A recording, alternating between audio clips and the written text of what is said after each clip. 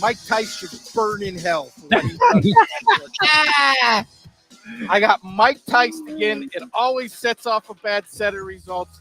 I blame this man. I've never seen anybody before Mike Tyson do it actually do the crap where we're going to kick the field goal and then we can kick onside and throw a Hail Mary. And when they do it, all the announcers go, oh, this is really smart. This is what the analytics say to do. You kick the field goal first. Which, first of all, if you do it with a minute 30 left, okay, I got it because you still got time to make a couple plays, whatever. When you do it with 10 seconds left, it's a jackass move, and it has never worked. The Mike Tyson move only exists to backdoor cover in garbage time. Yeah.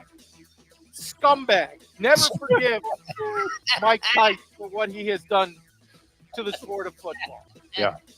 If there is a hell, he should burn in it forever.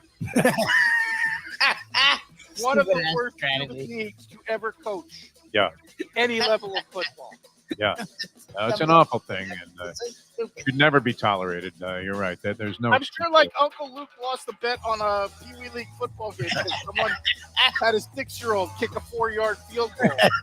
Should lead to an automatic suspension for the season and maybe lifetime ban. A lifetime ban with a chance to ask for reinstatement. Any coach who does the cowardly Mike Tyson move should deeply be ashamed of himself. Let's put some points on the board. The time. Wake up with Defo, joined by Lubie. Welcome to the Defo Show.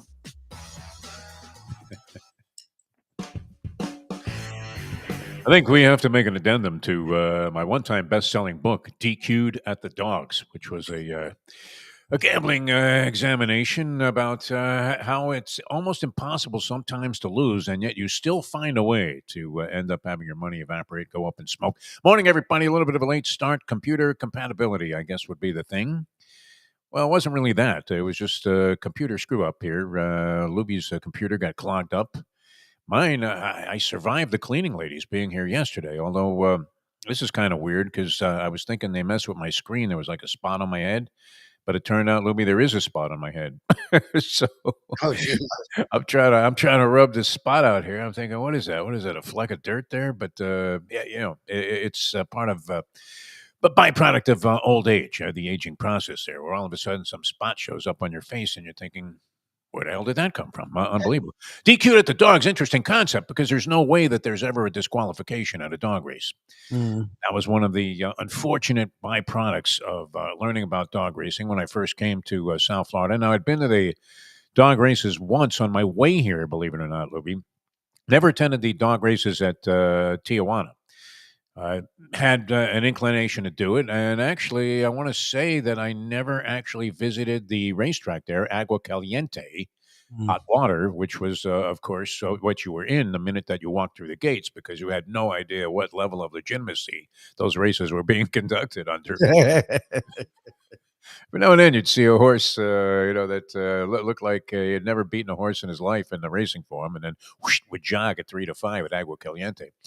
But when I first came here, you're at the dog races and you lose, and you're thinking, well, maybe there'll be a steward's inquiry. There's always some schmuck at the end of the barn that yells, hey, they're going to take him down. After you finally had a winner, and you're asking yourself, well, what the hell? I had one of those agonizing treatments last Saturday, which I added another losing session to a long string of negativity betting thoroughbred racing. And horse does absolutely nothing, and there's an inquiry sign posted. You're watching the race and the replay, and you have like 4 angles for the stewards that they're examining, and they were watching this for a long, long time, which is always dangerous, Lubie.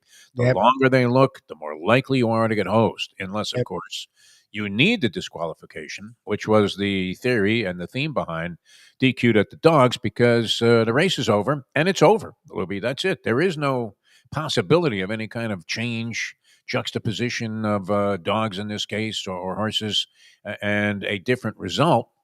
And there is always that thing in the back of your mind. The subconscious is screaming in your head, maybe they'll take them down after you watch some beat your horse by 20 lengths. Like, it's not happening, man. Not happening. But the tough beats, again, last night, Lubie. My God, I don't know how many shots to the face I can take. You have this Tampa Bay game against the Houston Texans. Texans are up 5 points inside of like the final minute or so, a couple of minutes, and then Baker Mayfield engineers an 80-yard drive to beat you by a point. You're like, well, where's I don't recommend that anybody have loaded weapons around when you're watching NFL football. But my God, now the chalk players were dancing in the streets, and they weren't particularly happy about the big bettors that showed up at Caesar's Palace this week, because it seems like when favorites win, that's when the books get crushed. Could you possibly always be playing favorites? Playing favorites, that's right out of the song there, against the spread. Playing favorites, don't you know? I mean, this week again, favorites prevailing. I believe it was 9-6 against the spread, something like that. That doesn't add up, does it, Lubie? There would be 16 games. So yeah, but it was 8-5 going into last night. So it was 9-6. Is that against the spread? 9-4 on Sunday. That was 13 games. How many games were played? Did somebody have a bye already? No, no one had buys yet. There's no buys. All right, so that stat's probably not even relevant to me. I don't know why I read it, but yeah, and then last night, of course, what observations do you have? We'll get into this. A lot of stuff on the board today. Here, you had I watched the tail end too. You talk about an impossible beat. I watched the tail end, the final hole of the Procore golf tournament that Scotty Scheffler came out of nowhere and won. And this guy Ben Griffin actually is on the final hole, par 5 and 2. He's one shot behind Scheffler. And don't you know? He effing 3 putts. Now, he had a long putt for eagle. If he sinks that, he wins the tournament. The birdie putt should have been a veritable tap-in. No, but he's got about 4 feet to navigate for the tie to send it into a sudden death playoff. And he just yanks it right by the hole, Lubie. Now, I'll give this guy credit. You talk about maybe he doesn't need the money, Lubie. But would you, if you had just, I mean, steam would be coming out of your ears if you were most players. And it's Ben Griffin. He won me over because on his way back to sign his scorecard, which was now a losing scorecard, after 3-putting 18 to lose the tournament to Scotty Scheffler, he's actually stopping and signing a couple of autographs on his way back to the clubhouse. I mean, you have to applaud a move like that, don't you? You think Serena Williams would have signed a few tennis balls after that loss to Osaka in the U.S. Open? I don't think so. She was ready to shove a tennis ball up the line judge's rear end. So, yeah, that kind of grace I always appreciate in an athlete. But, all right, so some week 2 stuff. We see a lot of turnarounds in week 2. I didn't realize this. Did you orchestrate this move, Lubie? Were you the one that paid? And it's always dangerous. I worry about these people, the people that are flying those banner flags, banner planes out of North Perry Airport. Because it's hard enough just to get a plane out of North Perry Airport, let alone if you're dragging something behind the plane as you take off. Would you want to compromise your chances of actually having a safe takeoff and landing in any way, shape, or form if you were leaving out of North Perry Airport, probably the most jinxed and crash-oriented airport anywhere in the world? I would have to venture to say if they kept stats on this sort of thing, there have been more crashes out of North Perry Airport than any other airport that you could possibly find. North Perry Airport in Pembroke Pines. And so there was a banner plane, though. Did you pay for this, Lubie? I didn't realize. I know Shirley's making a lot of money. But, and it was a Fire Greer and Fire McDaniel plane flying over the stadium. They asked McDaniel about it. Crazy stuff, right? During the Dolphins game. I'm about to say, During the Dolphins game, yeah. That had been weird. No, not last night. No, I didn't do it. Yeah, we're going to see a lot more of them. I mean, the national media when the Dolphins were interesting, didn't talk about them much, but they love talking about them now. McDaniel was like starting off shows with that. Crazy, right? Yeah, every show starts out with McDaniel's got to go. What we talked about this yesterday on the Mike Mayo Lunchbox show. What has to go is those pants. You cannot wear those pants and lose. This is. No. This is the old theory, which you know I'm a big fan of, about the pink Converse.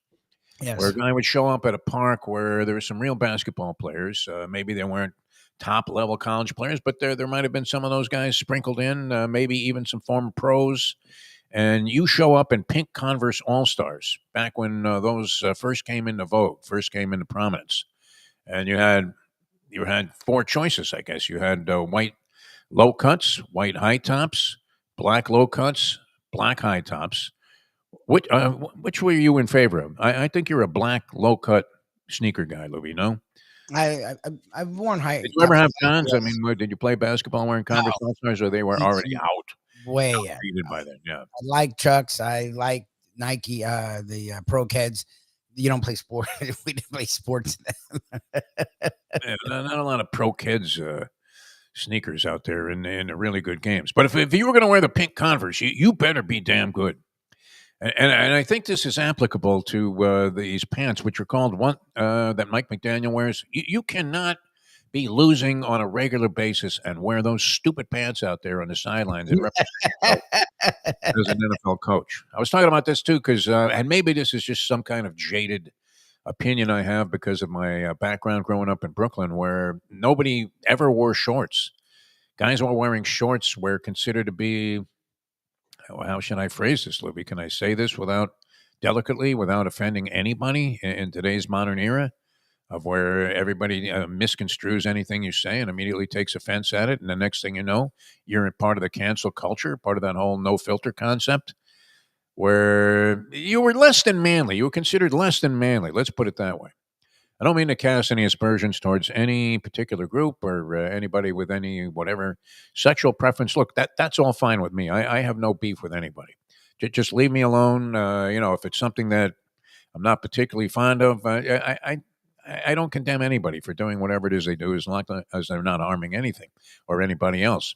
But yeah, if you wore shorts, you were considered less than manly. You never saw a guy wearing shorts when I was growing up in Brooklyn. Yeah, that's interesting. Never.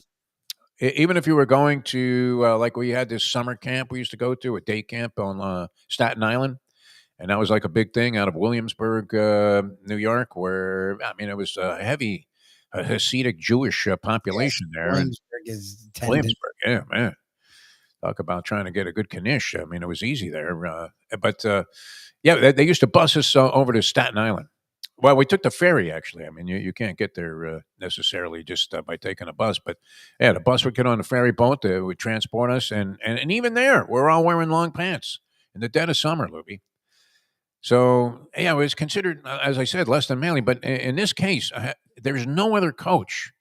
Can you imagine Don Shula walking around with those pants on? I can't see it.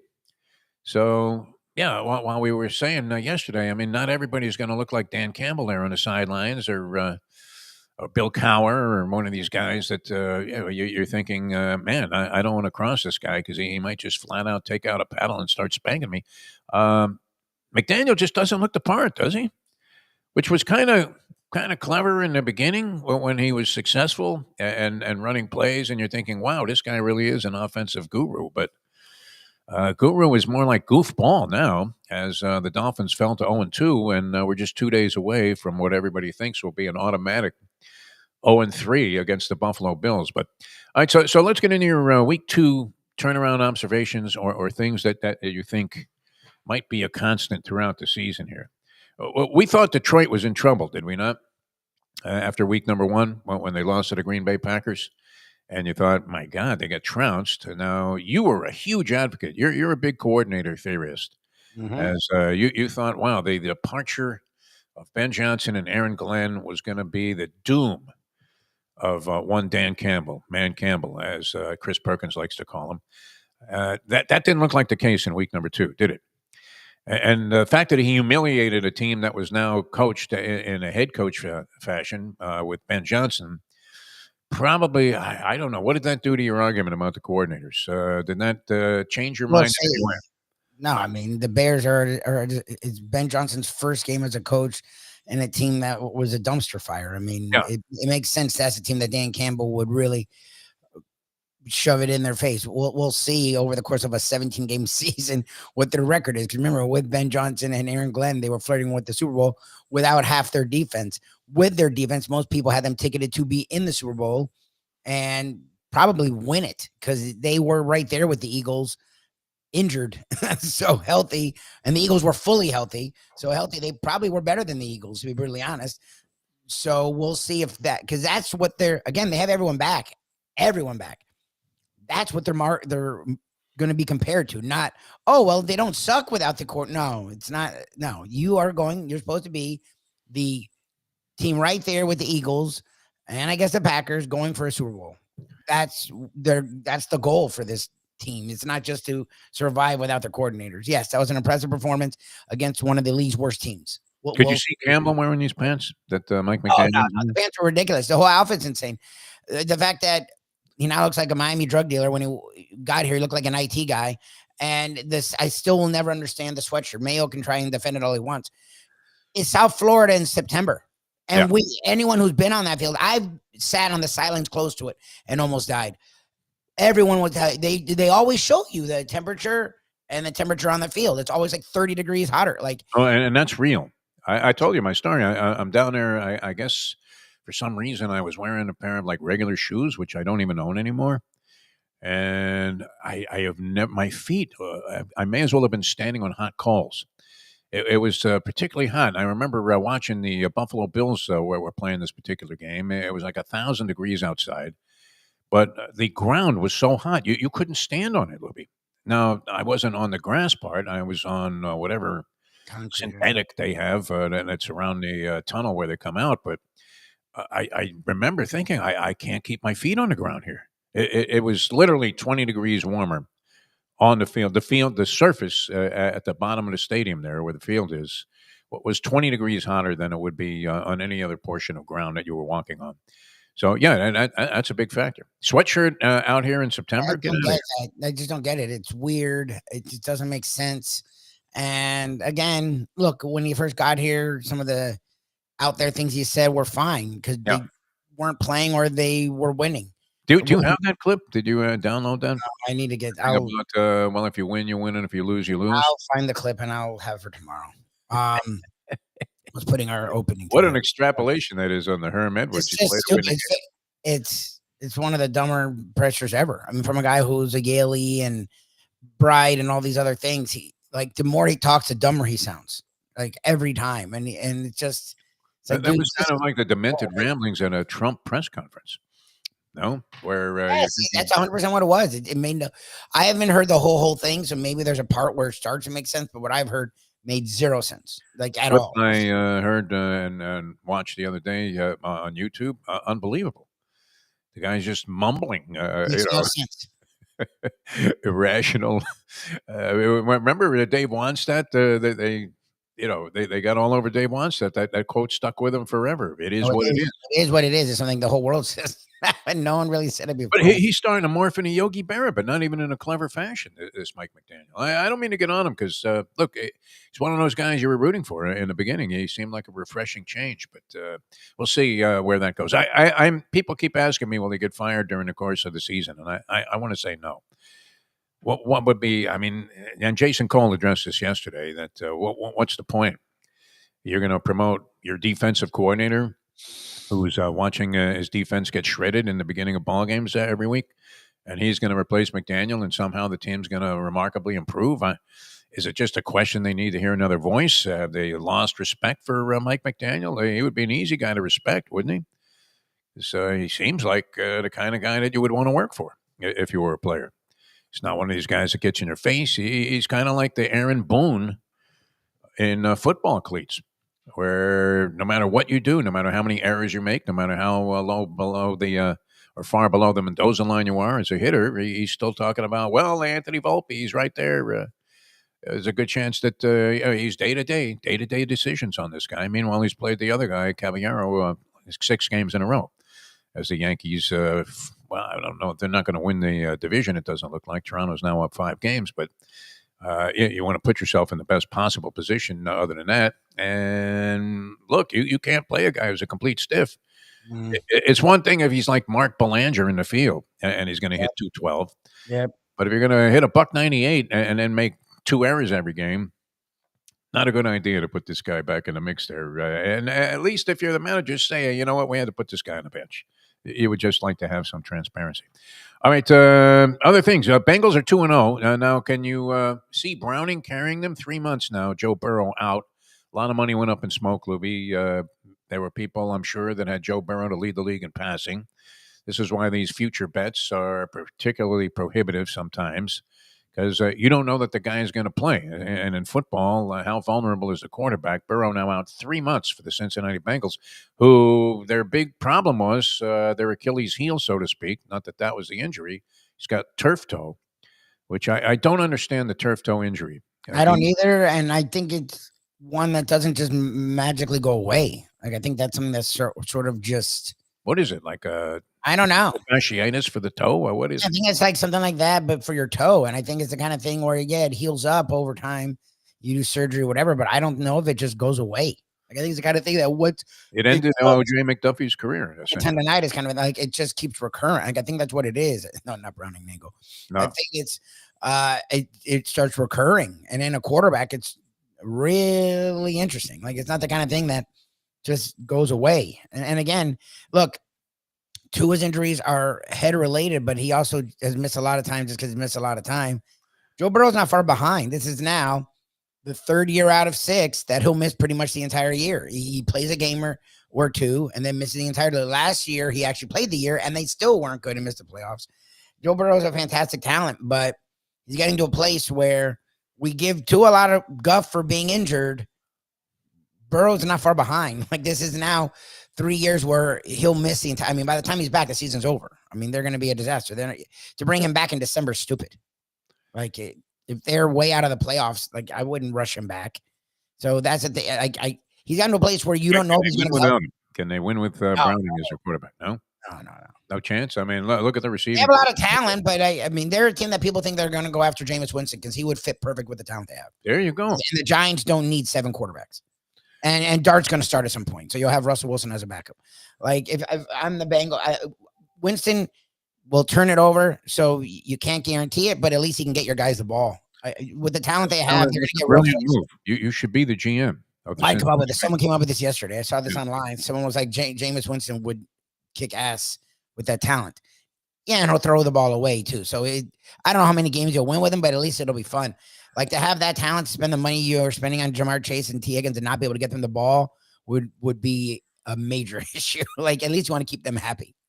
Yeah, I definitely would take a shot with somebody who could actually, or who has demonstrated that he can throw the ball and throw the ball long. And then what? Do you always think that you can coach a guy up out of his mistakes of the past? You can never forget. Throws for 5,000 yards and throws 30 picks in the same season. But Winston has distinguished himself at different times. I would take a shot with him. That's a good move. Maybe the Giants were smart to hang on to him because there was some speculation they'd trade him before the season if he wasn't even going to be the second-string quarterback. New Orleans sucks. That's just how could a franchise be this bad year after year? Can you bury yourself? See, this is something that gets into the whole McDaniel thing, or any coach that's not really producing. Dayball is having the same thing with Joe Shane with the New York Giants, where can you bury yourself so deeply? Could be applicable to what's going on in this country right now. Can you bury yourself so deeply that you never recover? Yeah. Or that the recovery is so far off in the distance that had you cut ties with this whole idea that you're going in the right direction at a much earlier stage, it wouldn't have been a premature evaluation. You would have been making the right move, but they appear to be hopeless. And I would think you could bet against them every game until you start seeing enormous point spreads, giving the New Orleans Saints, 14, 15, 16 points a game? Are they in that category? They might be. KC 0-2. What happens with them, Lubie? They bounce back, or is it over? Travis Kelce, is he a shot fighter at this point? I mean, he was already showing signs last year. I didn't understand bringing him back. I think it was more than 1 year. I didn't get that at all. I know it's sentimental. He actually played pretty well in the Super Bowl after having a horrendous year in playoffs, but I don't know. He's not a centerpiece of the offense anymore. They're dealing with the Rashee Rice situation. Xavier Worthy's hurt, and he has not become the guy he was supposed to be in that offense. They're not done per se. I mean, we have Mahomes, you have Andy Reid. They'll be interesting, but the problem is that division isn't an automatic gimme. The Chargers are now under an actual coach, and Herbert's not just chucking it and losing games for them. So the Chargers are interesting. The Broncos, I don't know what to do with them. That Colts game throws me for a loop, but I think the Broncos are at least that's one of the toughest beats in history, though. Yeah, but why were the Colts? I lines up for a 60-yard field goal and they get this leverage call, and it moves it up 15 yards, and then I get it. The Colts offensive line is actually decent. So now Daniel Jones is not getting killed. So he's looking like a competent quarterback. And there's one of the big turnarounds, though. Is solid. Yeah, but we'll see. I mean, I don't believe in the Colts yet. Like, I think the Broncos should have controlled that game. Like, I still have more faith in the Broncos than I do the Colts. So I have to see a little bit more of the Colts before I become a Daniel Jones believer. That division is just interesting. And the Chiefs, half of the thing with the Chiefs was the intimidation factor. People aren't scared of them anymore. The offensive line is not what it was. The skill position talent is missing. And the defense is always about Chris Jones and Spagnola's schemes. The talent, they've lost a lot of the talent through the years on that defense. That it's not the same. They're not just controlling games like they were the last couple of years with running the ball in defense. It's not the same. So are they done? No, but they're not scary. Like the Bills have to be the favorite in the AFC right now. And then I would say the Ravens after them. And then some of these other teams are right. Like I don't know what to do with the Chiefs. Everyone's writing them off. It scares me to write them off, but they don't look the same. No. Well, and look, when did they start out 0-2? And it looked like they, as you said, it's kind of like this whole thing where even in the Canelo fight, where you're looking at a guy, and for the last 5-6 fights, he wasn't quite as good as he was 10 years ago when he was at the height of his career. And then you're thinking, wow, that was 10 years ago. Yeah.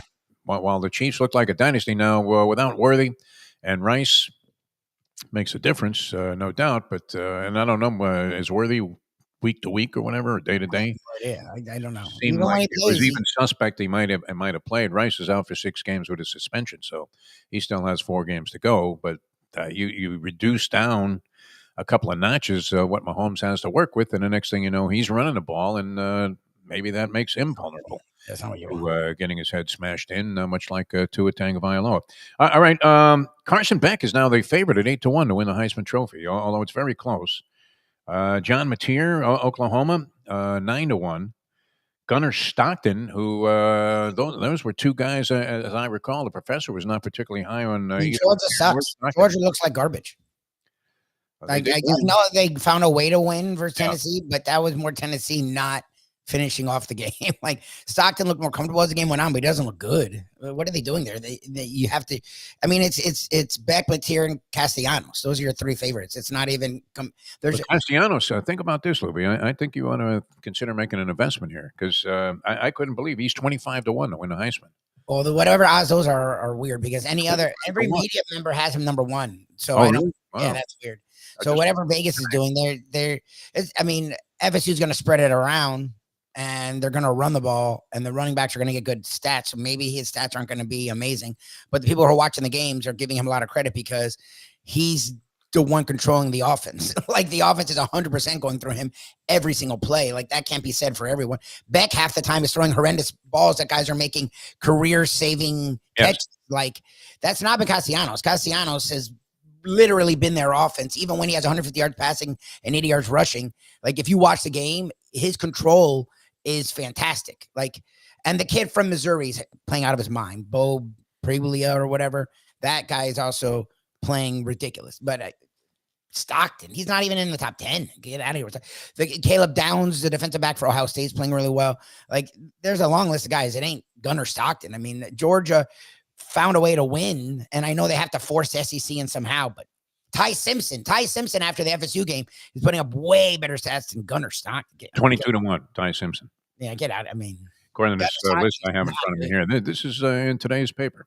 Yeah. These odds. Yeah, 25-1 seemed. It's early, whatever. I don't care about Heisman. It's early, but unless they just don't think that he's much more than.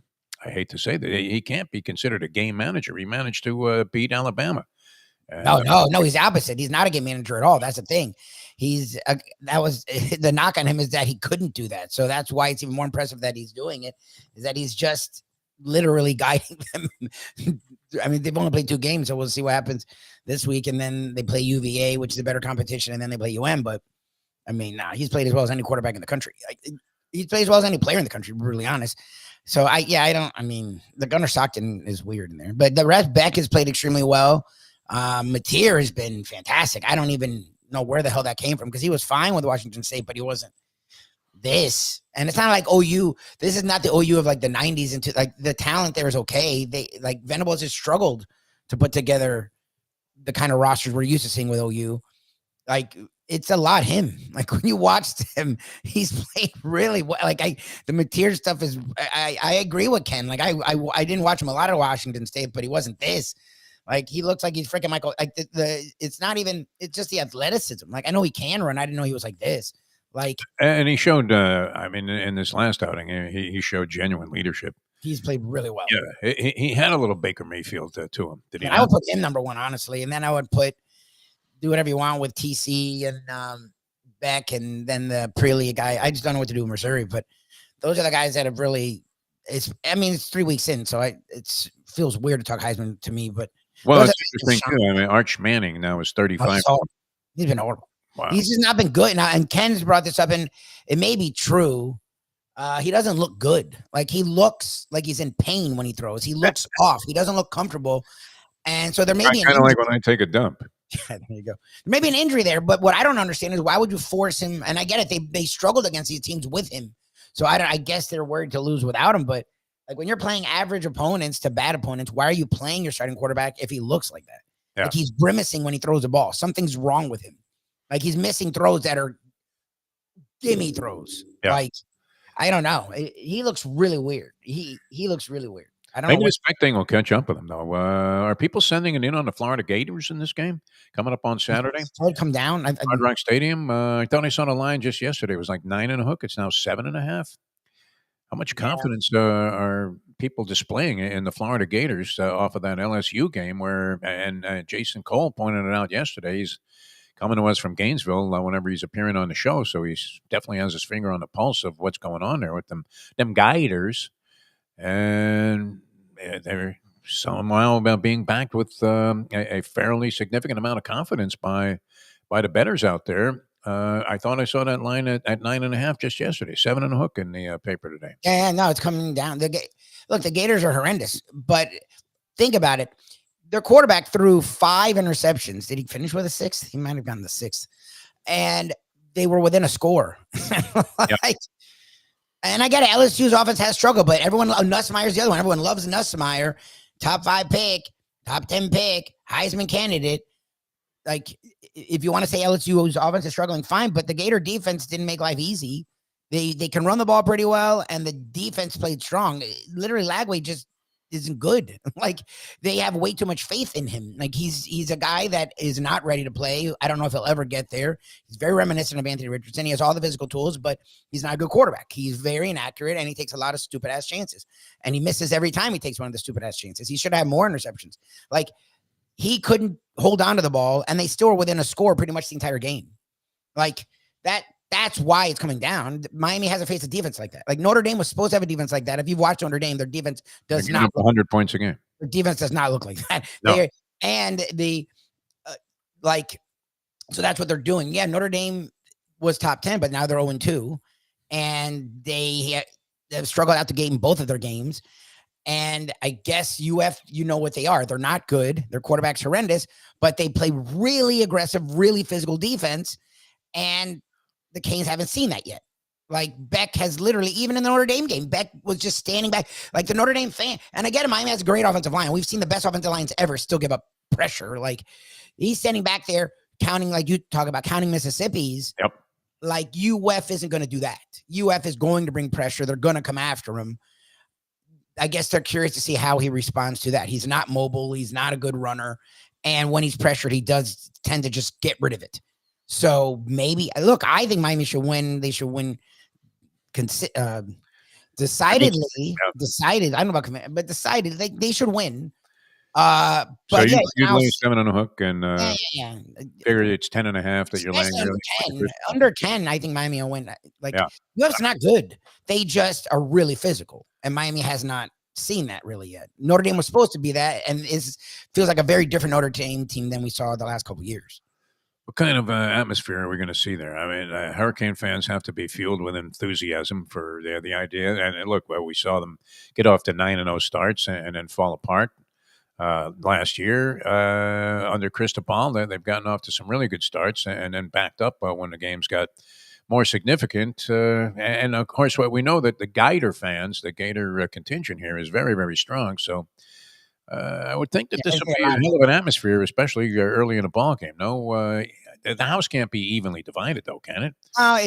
It should lean Cane. I don't know. There's a lot of Gator fans here. Yeah. And Gator fans travel. And it strikes me that the Gator fans actually outnumber the Hurricane fans. I'm not going to lie, it may be the case. It wasn't always that way. I mean, back in the day. But, no, I mean, well, once you neuter your fan base to the idea that you're really going to be good, and especially here, the town without pity, the old Gene Pitney thing, where, I mean, we're ready to jump off the bandwagon in a heartbeat. If the Panthers get off to an 0-2 start, you won't see it. Panther fans are a different breed. They're very big believers in the Panthers. I mean, more of a cult following, no doubt. Yeah. That's what I mean. Their fans, remember, when they were bad, they still were getting fans. They just weren't talked about. The point being, though, you could win back-to-back Stanley Cups here and still lose your fan base. Oh, yeah. Period of time. South Florida. If you're not getting the favorable result. And the Hurricanes, I think, have had a mixed bag of reaction. A lot of people don't have the same enthusiasm they did for the Hurricanes. At least that's my perception. Maybe I haven't been around it as much as I have in the past, but and even back in the day when they were winning championships one after another and so strong there in the 90s into early 2000s, it was always, and it was true. If you were going to a ball game that could decide the national championship, I remember being in New Orleans for the Sugar Bowl when they faced Alabama and lost, got thumped. And it looked like they were certainty to win the national championship that year, heavily favored in that ball game. Outnumbered by the Alabama fans in the city at least 5 and maybe closer to 10-1. And that was always the knock on the Hurricanes, that their fan base doesn't travel, and that's why they ended up in the Emerald Bowl more often than the own hometown Orange Bowl. All right, we're going to come back with more. A lot to talk about. A couple of obits we wanted to get into here, too. Ed Jacobin checking out. He made it to 86, so I don't want to use a word like empathy because that seems to be getting tossed around a lot. And does anybody – I saw you in an argument on social media with and then a few. Who was that, though? It was somebody was it Phil Shane you were arguing with? Phil Shane? Had a response. Well, Phil Shane leans that way. He's a really nice guy, but he had a response, and I just corrected him on the empathy thing because he was trying to say the whole quote, because I guess there's a quote where he talks about sympathy and consideration, but empathy is a bad word. But then there's another quote that says empathy is stupid. It's useless to have empathy. Well, a lot of bizarre semantics. Phil left out. Phil left that part out. Yeah. But I was in something with test slurs. Oh, Brenda, surprisingly, is very rabid on that way, which I can't understand. He has money. Yeah, that I understand, but still. I mean, look, I will never get it, but that doesn't mean that the people don't have their right to think and believe whatever the hell they want. I'm all for that, as long as and we've gotten away from the idea that there could be any middle ground or even slight lean one way or another where you can understand or have empathy for people that have things that don't correspond necessarily with your principles. But empathy and sympathy to me or somewhat one and the same. They're very similar. You're only deciphering them to try and be a D-bag. They're very similar things. To get in an argument over that, though, I saw you. It was like a vicious attack. And he was trying to defend Kirk, and I'm sick of the defense. You can be sad someone died, fine, but the person was who they were. And it's annoying that, you don't want to speak ill of the dead, fine, but if that person spoke ill of the dead every time someone died, then why do we owe them less than they gave the world? This double standard crap that's going on every day now, I just can't take. I can't take. You want death should never happen, murder shouldn't happen, violence shouldn't happen, fine. But don't change who someone was. Look, again, if you're mad at me re-quoting him, who's the issue there? It's not me re-quoting him. It's his quotes, guys. Just accept stuff for what it is, should we not take what was being said for face value? I don't know. Was he kidding? Re-adjudicating people's lives is bullshit. Part of my French. It just is. You live how you live, and when you die, we should remember you how you lived. Not for the guy that in our room when it was dark we pretended you were. No, Kind of crazy. Yeah. The whole thing. I just, I got a kick out of it because I love when you get involved in these kind of arguments. I stay off of it, especially on that we Facebook. know, which and have great respect for. All right, we're going to get out of here for a few. Yeah, Ed Jacobman checked out. We didn't really get into Ricky Hatton. I didn't realize. I didn't realize he died. Died at 46. Jesus. I didn't see a cause of death. I mean, this was a guy. I'm not sure if it had anything to do with his boxing career. He didn't seem like he got hit in the head all that often. He was almost Roberto Duran-esque, maybe to an extreme where he put on enormous amounts of weight and thus earned the nickname Ricky Fatton, which he actually made fun of himself.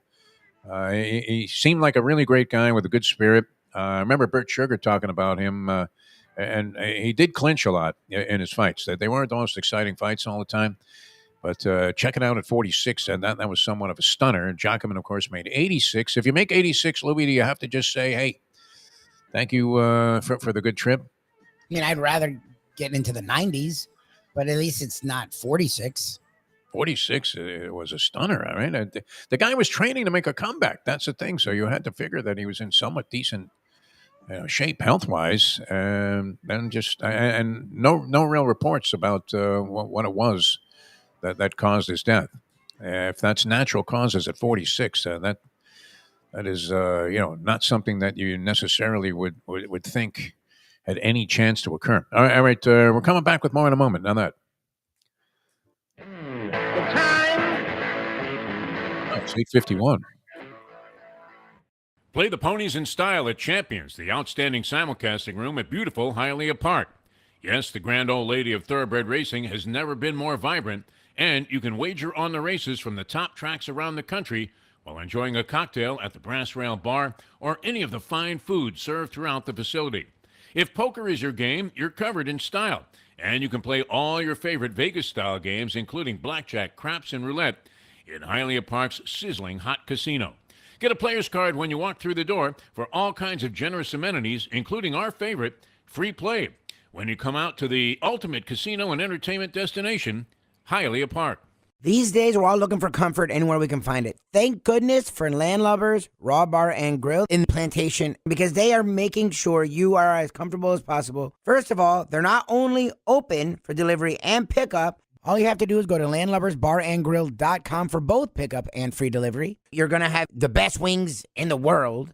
You're going to have a great burger. You're going to have their amazing soups. Again, Landlubbers, Raw Bar, and Grill. It's nice and easy. Just go to landlubbersbarandgrill.com for both your pickup and free delivery. Thank goodness for Landlubbers for making you always feel right at home. Are you looking to buy your first home? Have you been turned down for a loan? Do you need to refinance or get money out of your home? Call Michael Kodzie, CEO of Choice Mortgage. He's been helping the South Florida community get mortgages for 30 years. Hi, this is Michael Kodzie, CEO of Choice Mortgage. We have the most competitive fixed rates in the market. Call me 24/7, 561-441-2730. And remember, I don't just work banking hours. To make the right choice for your home, call Choice Mortgage today. Joe Bees. The bees collect the pollen, bring it to Joe, he packages it, and he gets it to you. It's simple, 100% natural, and it's good for you. There's only one place to get Joe Bees, and that's from me. Joe B. If you want to look and feel good, call 877-300-5632.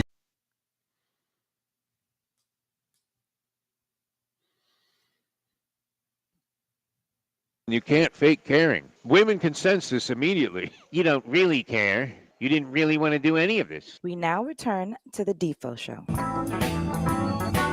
that right, Lubie? Robert Redford checked out? Yeah.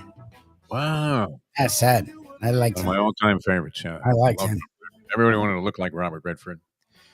Absolutely. And one of his best movies, probably little known for, but and you talk about a political conspiracy theory movie. Always loved, and I've watched it 100 times, 3 Days of the Condor. 3 Days of the Condor. Are you familiar with that movie? I've heard of it. I've never seen it. I mean, it was right there. Warren Beatty was in a good political conspiracy movie called Parallax View, even though he's probably more well-known for Shampoo or one of those type of roles. But great conspiracy theory movie, 3 Days of the Condor. It airs from time to time on one of those offbeat channels that now you find yourself tuning into because they're putting the Hurricanes game was one on the CW, Yes. which I wouldn't know how to find with a search warrant, but I did manage to catch portions of that last ball game that they played, and I don't know what to make of it because it was a patsy.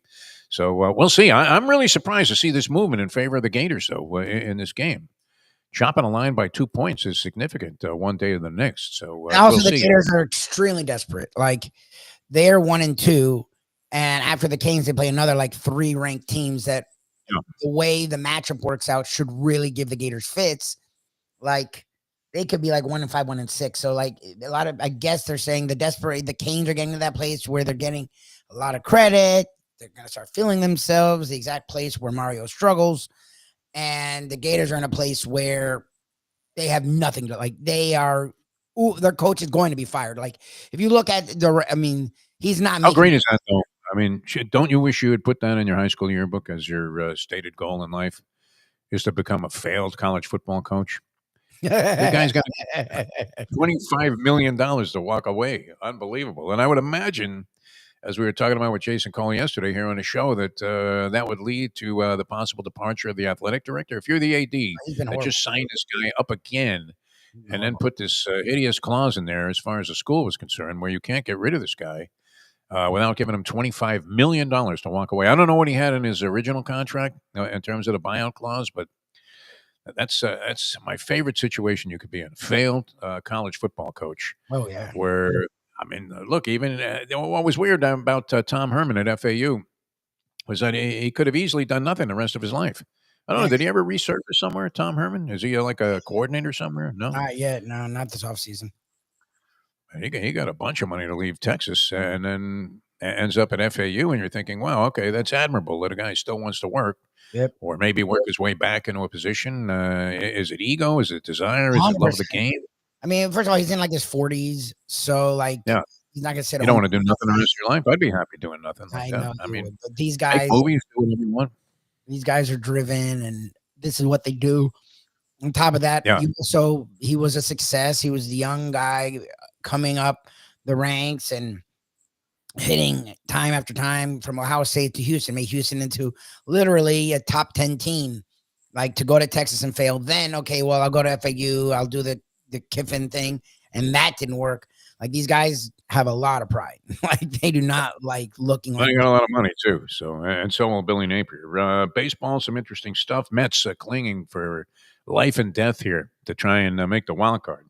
The Giants, who of course had that Rafael Devers deal earlier in the season, they sent 3 guys to the Red Sox.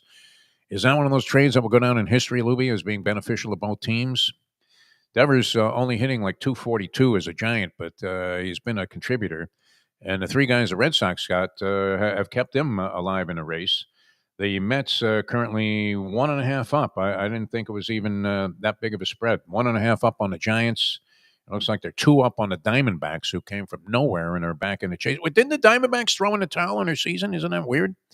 They were trading everybody at the beginning of the year. Yep. We're just giving guys away, and here they are. They were resurging at 75 and 75. Ohtani on the mound tonight against the Philadelphia Phillies. The Phillies with not much incentive, you would have to say, to do much more the rest of the way except keep people tuned up and not get anybody injured. They just clinched the National League East, I believe. What was it yesterday they clinched? They're up 12.5 on the Mets. Bolivian.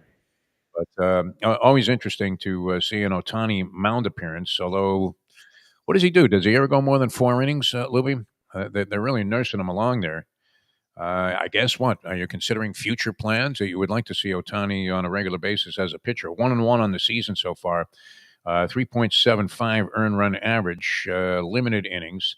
And the Phillies aren't throwing Sanchez out there, who's been one of their better performers, 13-5 on the year. So late game out there on the West Coast involving 2 teams. Dodgers are only 2 up on the Padres in the National League West. So a game of some importance for the Dodgers. The Phillies are in cruise control the rest of the year. The Marlins in action tonight against the Rockies. Didn't you think, was there a time that you felt that the Rockies-Marlins would have some kind of rivalry because they came into the league and maybe at the same time? They never lined up with good. Like, they came out the gate pretty good. The Marlins struggled, and the Marlins had the 1 year. And the Rockies went into this doldrums the last like 20 years. Like, yeah. Wouldn't you just stockpile home run hitters? I mean, get guys like Schwarber and some of these guys that can knock the ball out of the park. Colorado, yeah. I mean, they did it early. It's what gave them success. Guys hit 70, 80 home runs without juice in that ballpark. The problem was that nobody could pitch there. And I still remember the Mets had a guy named Mike Hampton, and he went to the Rockies as a free agent. Yep. And all of a sudden, his curveball was just a hanging piece of crap. Have you experienced it? Did you ever play sports in a high altitude? Were you ever out in like Colorado or one of these places and you're playing a game and you're thinking, wait a minute, man. I remember playing some basketball. I was in Fort Collins, Colorado. My buddy and I were on our way out to Los Angeles when we first moved out there, and we were driving. And so we were staying, we took a roundabout route because we were staying anywhere we could stay for free. So we would find somebody in a certain area as we were making our way out west. And always we're looking to get into basketball games, and all of a sudden you're shooting what you think is just a dead-on shot, and it's 3 feet over the basket. Definitely, the breathing is your respiratory system needs to make an adjustment. Yep. There's no question about that. Have you been? Were you a skier at all, Lubie? You've probably been on some skiing. But when we were in Costa Rica was when I felt it. You have to drive up mountains and down mountains to get across Costa Rica, where we went to the beaches. And I remember driving and getting lightheaded and getting nauseous and feeling like sick, and I had done nothing but just drive, and like you literally getting altitude sickness, and then it's slowly dissipating is freaking weird. Would you take a shot on this one? Okay. The Brewers are plus 270 favorites today against the Angels. The Brewers, I guess, still, they've yet to clinch their division over the Cubs. It looks like they will. Milwaukee's played great baseball all year long. They might have been consistently the best team in baseball this year because I don't think they've had any kind of drop-off. You are only getting plus 220 if you take the Angels, but the pitching matchup here is kind of interesting. You have a guy who's 0-1 with a 6.32 ERA going for the Angels, who have been abysmal at best.